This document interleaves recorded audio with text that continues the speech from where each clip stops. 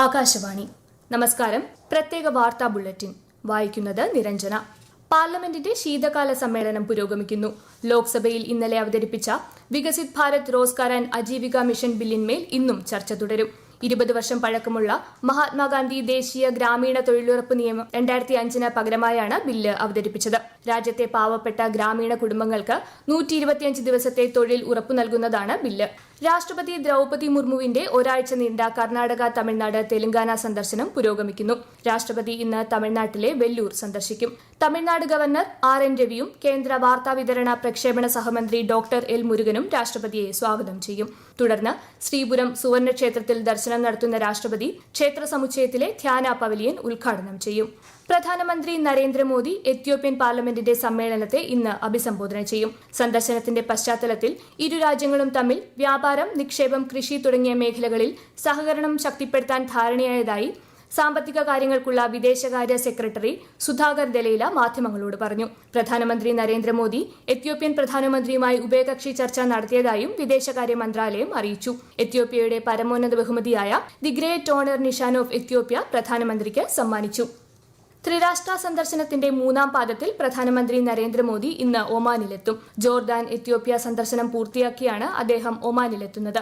India Oman നയതന്ത്ര ബന്ധത്തിന്റെ 70ാം വാർഷികം ആഘോഷിക്കുന്ന വേളയിൽ ഒമാൻ സുൽത്താൻ ഹൈതം ബിൻ താരിഖിന്റെ ക്ഷണപ്രകാരമാണ് ശ്രീ മോദിയുടെ സന്ദർശനം. ഇലക്ട്രോണിക് വിവര സാങ്കേതിക മന്ത്രാലയത്തിന് കീഴിലുള്ള ഇന്ത്യ AI മിഷൻ കാർഷിക മേഖലയിൽ AI ചെലുത്തുന്ന പ്രത്യക്ഷ സ്വാധീനത്തെക്കുറിച്ച് സംഗ്രഹം സമർപ്പിക്കുന്നതിനായി ആഗോളതലത്തിൽ അപേക്ഷ ക്ഷണിച്ചു. മഹാരാഷ്ട്ര സർക്കാരിന്റെ AI അഗ്രിടെക് ഇന്നോവേഷൻ സെന്ററാണ് ലോകബാങ്കിന്റെ പിന്തുണയോടെ ദൌത്യം നടപ്പിലാക്കുന്നത്. കേരള സാങ്കേതിക ഡിജിറ്റൽ സർവകലാശാല വൈസ് ചാൻസലർമാരുടെ നിയമനത്തിൽ സർക്കാരും ഗവർണറും തമ്മിൽ ധാരണയിലെത്തി.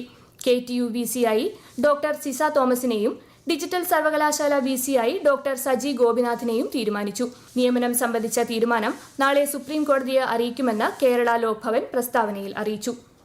കേരളത്തിൽ SIRമായി ബന്ധപ്പെട്ട് ഇന്നലെ വൈകിട്ട് 6 മണിയോടെ ഡിജിറ്റൈസ് ചെയ്ത ഫോമുകളുടെ എണ്ണം 2,78,32,269 ഉയർന്നതായി മുഖ്യ തെരഞ്ഞെടുപ്പ് officer doctor Rathan U Kelkar. ഇത് മൊത്തം വിതരണം ചെയ്ത ഫോമുകളുടെ 99.93%.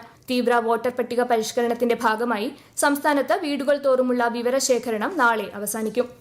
കേരളത്തിൽ സ്ഥാനാർത്ഥികളുടെ നിര്യാണത്തെ തുടർന്ന് വോട്ടെടുപ്പ് മാറ്റിവെച്ച 3 തദ്ദേശ സ്വയംഭരണ വാർഡുകളിലേക്കുള്ള പ്രത്യേക തെരഞ്ഞെടുപ്പ് വിജ്ഞാപനം ഇന്ന് പുറപ്പെടുവിക്കുമെന്ന് സംസ്ഥാന തെരഞ്ഞെടുപ്പ് കമ്മീഷണർ A ഷാജഹാൻ അറിയിച്ചു. തിരുവനന്തപുരം കോർപ്പറേഷനിലെ വിഴിഞ്ഞം വാർഡ്, മലപ്പുറം ജില്ലയിലെ മൂത്തേടം ഗ്രാമപഞ്ചായത്തിലെ പായമ്പാടം വാർഡ്, എറണാകുളം ജില്ലയിലെ പാമ്പാക്കുട ഗ്രാമപഞ്ചായത്തിലെ ഓണക്കൂർ വാർഡ് എന്നിവിടങ്ങളിലേക്ക് അടുത്ത മാസമാണ് പ്രത്യേക തെരഞ്ഞെടുപ്പ്. അതേസമയം തദ്ദേശ സ്ഥാപനങ്ങളിലെ അധ്യക്ഷ, ഉപാധ്യക്ഷ സ്ഥാനത്തേക്കുള്ള തെരഞ്ഞെടുപ്പ് ഈ മാസം 26, 27 തീയതികളിൽ നടത്തും.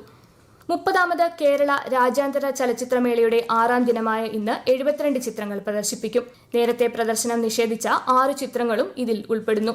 മേളയ്ക്ക് വെള്ളിയാഴ്ച കൊടിയിറങ്ങും.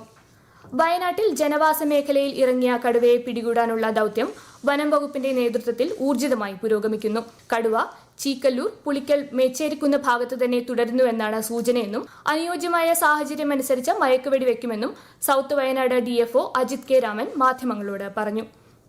ഡൽഹിയിലെ വായു മലിനീകരണം പരിഹരിക്കുന്നതിന് കർശന നടപടികളുമായി ഡൽഹി സർക്കാർ.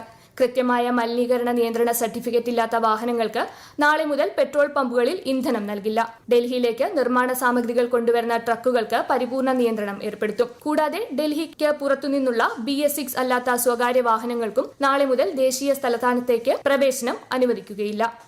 ഇന്ത്യ ദക്ഷിണാഫ്രിക്ക T20 പരമ്പരയിലെ 4ാം മത്സരം ഇന്ന് ലഖ്നൌവിൽ നടക്കും. ഏകാന ക്രിക്കറ്റ് സ്റ്റേഡിയത്തിൽ വൈകിട്ട് 7 മണിക്കാണ് മത്സരം. 5 മത്സരങ്ങളുള്ള പരമ്പരയിൽ ഇന്ത്യ 2-1 മുന്നിലാണ്. 5ാമത്തെയും അവസാനത്തെയും മത്സരം വെള്ളിയാഴ്ച അഹമ്മദാബാദിൽ നടക്കും. ഷൊർണൂർ നിലമ്പൂർ മെമു ട്രെയിനിന് മലപ്പുറം തുവ്വൂരിൽ സ്റ്റോപ്പ് അനുവദിച്ചു. പ്ലാറ്റ്ഫോം നീളം കൂട്ടി നവീകരിച്ചതോടെയാണ് പുതിയ സ്റ്റോപ്പ് അനുവദിച്ചത്. ഇന്നു മുതൽ തുവ്വൂർ സ്റ്റേഷനിൽ മെമു നിർത്തും. പ്രത്യേക വാർത്താ ബുള്ളറ്റിൻ കഴിഞ്ഞു.